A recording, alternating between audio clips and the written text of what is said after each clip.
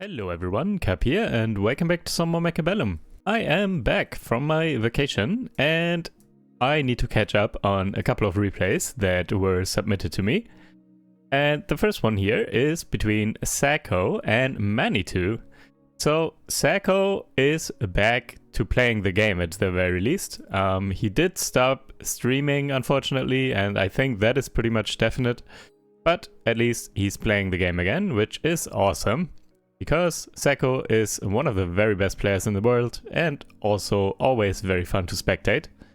And Manitou from my community did submit this replay on my Discord. So yeah, let's check it out. And let's check it out before another patch hits, because for some reason lately the patches have been coming in quite quickly. And more balanced patches and all, so in the week that I was gone, there was also a patch, kind of significant. Did nerf wraiths to a good degree, or changed wraiths, but I think it's a nerf overall. And also Vulcan, less HP, I believe. Probably the two most significant things. Anyway, so let's check out this match here. Sacco is Marksman Specialist with Fangs and Steel Bolts, and the level 3 Marksman. Interesting. That is why. I think this starting composition is not all that great. However, I'm a standard player, but if you play this aggro, it can definitely work. So Fangs and Steel Bolts, very solid for aggro. And I guess having a level 3 marksman to back things up can also work in this scenario. So let's see how this works. And red is Supply Specialist with Arclights and Phoenixes. And added a couple of crawlers. Same for blue here, also a couple of crawlers added in the mix. Not great chaff clear yet for blue. So the couple of crawlers here, quite annoying. However, on the very far right here, a couple of blues crawlers and some steel bolts are coming in and are taking the tower. Which is pretty huge. Are these Phoenixes able to take down these steel bolts before they get the tower?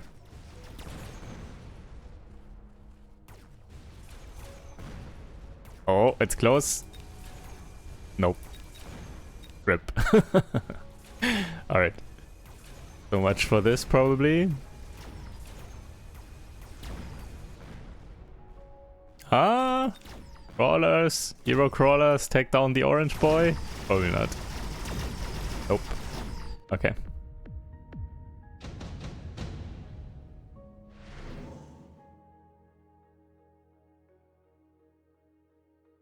Underground threat can be good to pressure the aggro player.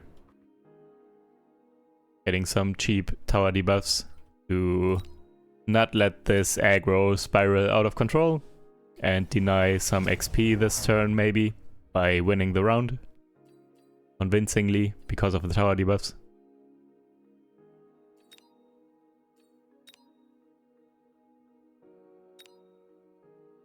Both players going for the underground threat.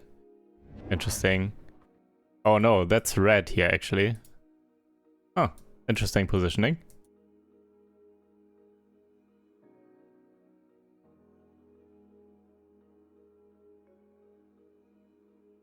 I guess red wants to be a little unpredictable, because usually it's somewhere in the back if you want to take the towers, but coming from here because this side is open can be kind of nice. And Sacco also using it aggressively in the back here, not to defend. And yeah, these crawlers are coming in and will take the tower here in a moment. Phoenixes in the back, still stuck on crawlers, very annoying, and the crawlers will not take the towers because red's crawlers did take the tower first, and with the tower debuff probably good enough here to not lose the towers in the back. However, it's very annoying. These Phoenixes were definitely needed to take down these steel balls. Yep, tower debuff.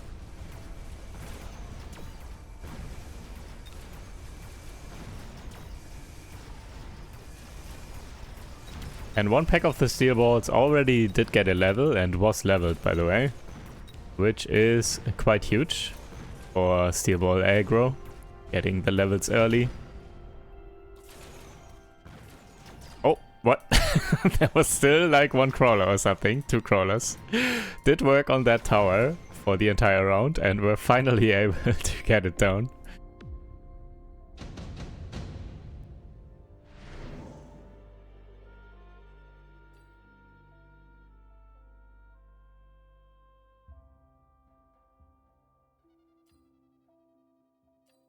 Rhino Assault for red. Kind of the same thinking, I guess, as last turn. Trying to get a tower debuff probably. Though it did not work out all that great because of the brawler spawn in the back here by blue as well. Distracting the phoenixes forever.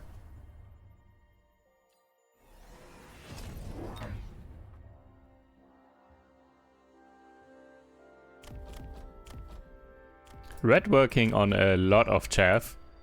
Has been the past 2 rounds now. Also still has quite a few credits left. Blue also opting for the Rhino Assault.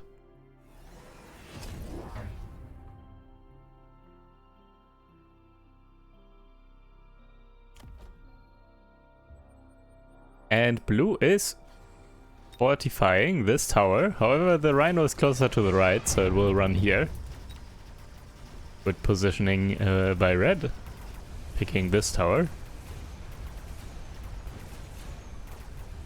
Oh, also there's a mobile beacon crawler here in the front. That was there to pull and distract all this army. Buy some time for the defense here. And yeah, this turn is looking much better because of that Rhino drop and the tower debuff, I believe. Well, actually, it's not that great. These steel balls are already so tanky level 2.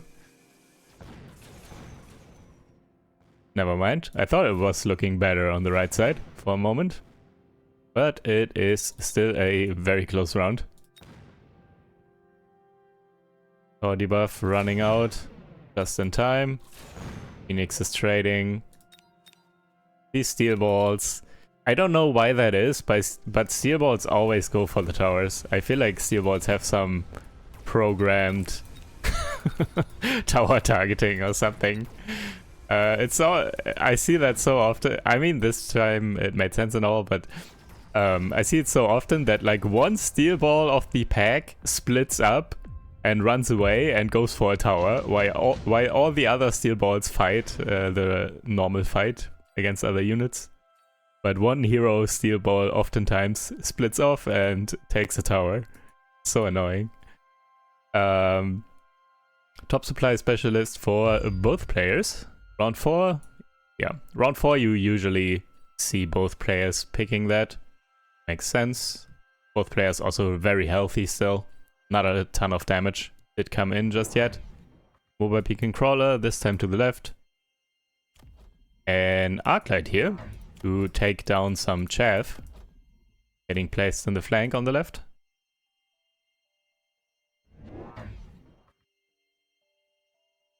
What is red doing with the credits? Oh, there are some Mustangs. I did not see those. Added 2 packs of Mustangs. Actually, another pack? Possibly. No, a pack of Fangs. And once again, still has 200 credits. Also went for the tower fortification here. I'm not fully sure how big of a difference this makes, because there are steel bolts on this side. And steel bolts are taking this tower. Or were taking this tower. Basically every turn. I guess 2 seconds less tower debuff. But steel bolts still are very good at taking down a level 2 tower as well. So, not fully sure if that's worth.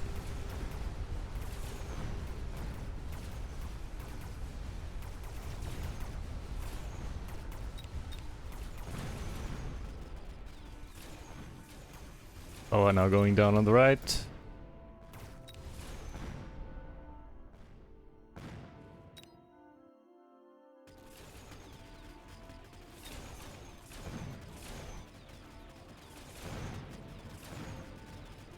Fortified tower here. A lot better for blue, because red does not have steel balls.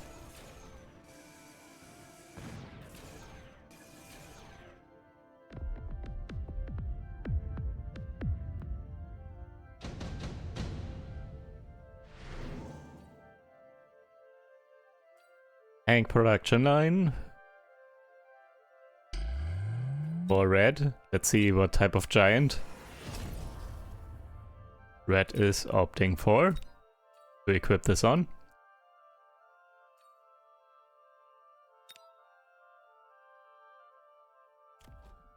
Double Phoenix flank. I'm not sure if that's good. Because once again, level 2 towers, and these phoenixes will take forever to kill this, and in the meantime they are missing here as damage against the steel balls and arc lights here. And red is opting for an Overlord for the tank production line.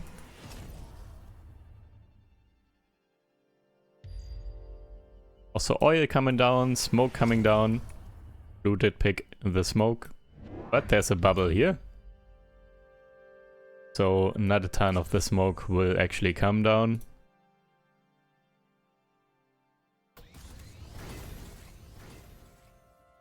I'm still not fully sure. Sacco last turn, I believe, did add this Stormcaller. I guess to take down the Fangs. Everything else gets pulled to the left here because of the flank. Oil here, quite good at slowing down these steel balls, and also with them all being slowed down, the Overlord hits better. Otherwise, moving targets, especially fast moving targets, Overlord does not really hit. Left side tower debuff is coming in now, and still at a reasonable time. Right side still working on it, because one of the phoenixes did split up, I believe. Looks like it's just one phoenix working on the tower. Not in time. Or not taking down the tower in time to save the Overlord though. And once again, it looks like it's going to be red's round. Yeah, taking the tower now. And still, once again, a very close round though. Not a ton of damage.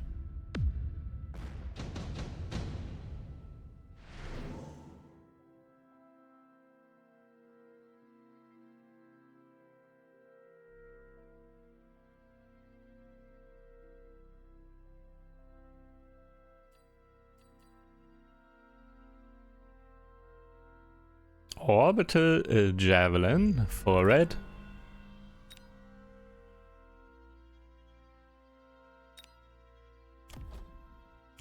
Yeah, could hit some Phoenixes, Arclight, and the level 3 Marksman.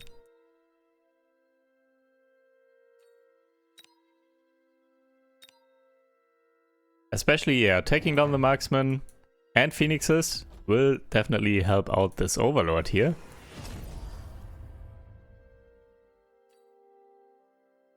Blue did pick Senior Manufacturing Specialist, by the looks of it.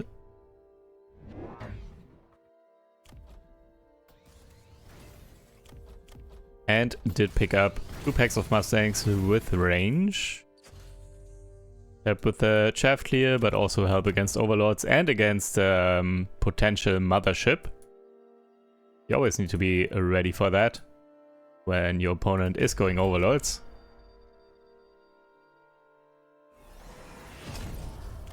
Red opting for the Overlord artillery for now. Taking down those steel balls and everything quicker.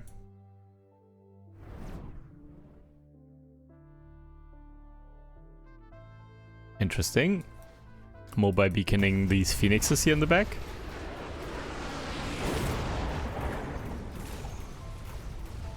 Once again, the oil here, clumping up everything. Everything's so slow. Overlord quite far back though.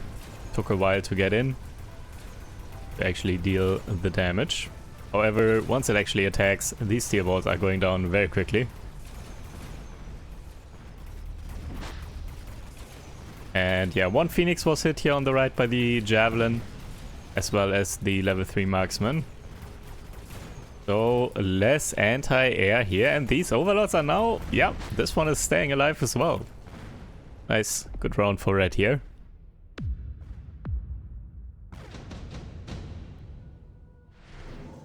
However, now this signaled to blue. Let's see how blue reacts now, because red now has a second Overlord and also has attack. So it's kind of, or red is kind of locked in. So blue now knows he has to counter Overlords. Let's see if blue now actually responds with a harder answer. And yeah, Overlord's getting another attack as well. The mothership already has the Mustangs, so I was just going to say, so I guess melting points now.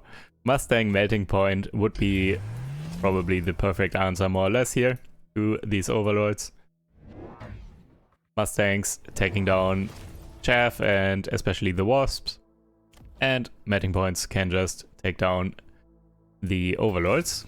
Also, especially blue is senior manufacturing, so does want giants. And yeah, these are now the giants of choice. That makes sense here in this case against the Overlords. Triple melting point and already with range tech. Red did go for the nuke though. It's a bit preemptive, to be honest. Red is not going to close out this round, this game, this round, no matter what. So Sacco at over 3k health. I really don't like picking nuke when it's not game closing. Personally, at least. Let's see what it does this turn. EMP did come down here, disabled this Overlord. Nuke is hitting very well though. On the right did take down a lot of the steel balls and one of the melting points. And it looks like it will be the round for red. However, yeah, that's like 1.2k damage or something like that. It's not insane. And next turn there is no nuke, so this was a temporarily bought turn basically. Let's see this round now. I believe it will look quite a lot better for blue.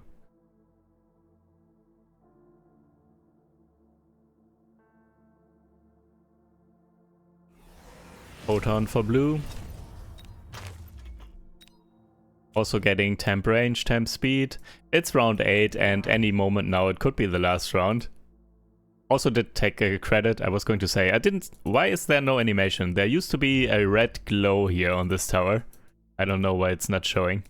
When rapid supply is clicked. So yeah, at this point, round 8 and both players can pretty much die any turn now. You just click rapid supply, temp range, temp speed every turn. At least in this case. You don't always press temp speed, depends on your setup, but does make sense here. Photon emission on the right, red going for another Overlord here.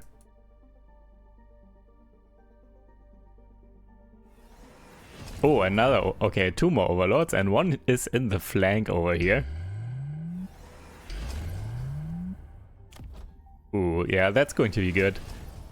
Melting points with crawler production. The crawlers will be quite annoying probably. For red to deal with.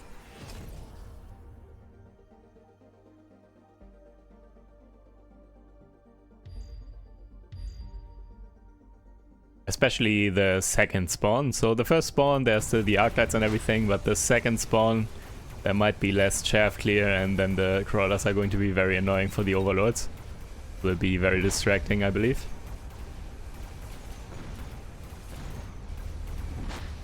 Flanking Overlord, not doing too much with the Mustangs here. Locking on right away.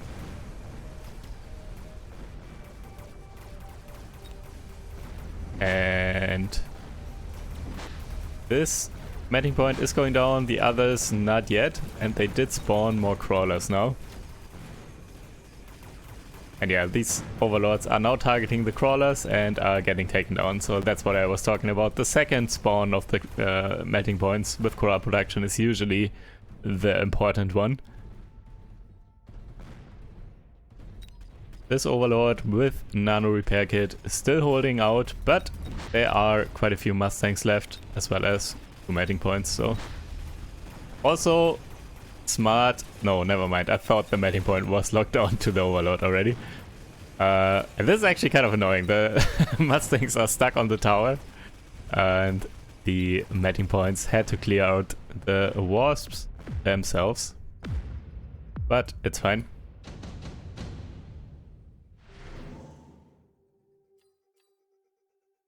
Missile strike for red.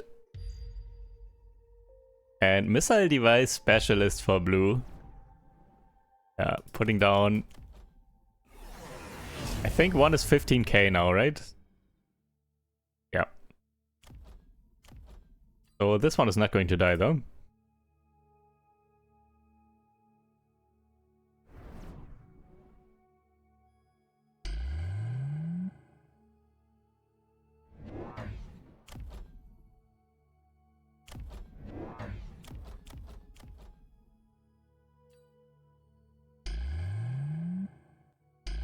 Or overlords. Yeah, I'm not sure. Late game overlords in a standard setup, so you're not pushing for the towers. I don't believe overlords in the long term are winning against mustangs and matting points. So the longer the game goes on, the worse it looks for red, in my opinion here. And yeah, more matting points. More crawlers getting spawned as well.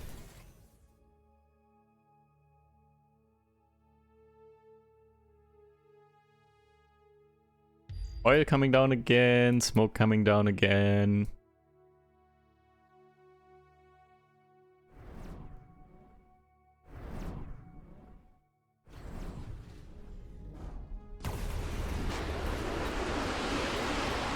Overlord going down so quickly. Took 15k damage from the sentry.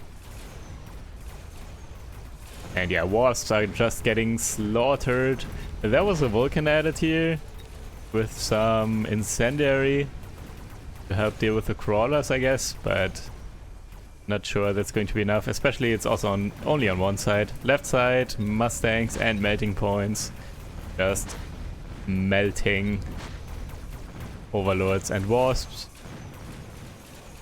Right side, no mustangs left because of the missile strike. And without the mustangs, matting points are not locking on to these overlords quite as quickly. However, now tower falling and just one overlord left, and yeah, this one is going down to the matting point as well. RIP.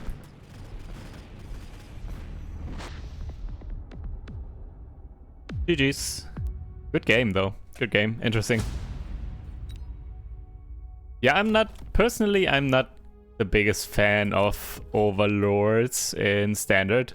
So I feel like overlords only have a real good place in aggro, and maybe even with jump drive, taking the towers and all that. In standard, well, maybe actually. In standard I've seen this work, but it's been a long time. Overlords with range and launcher overload. And also wasp production here, mothership probably, to protect for even longer. But definitely range and launcher overload. But yeah, with ground cannon and wasps like this in a standard versus standard against mustangs and matting points, I don't think this is sustainable long term. And yeah, that's kind of what we saw here, this match. Alright, GG's. Thank you guys for watching, hope you guys enjoyed, and I will see you in the next video. Take care, bye.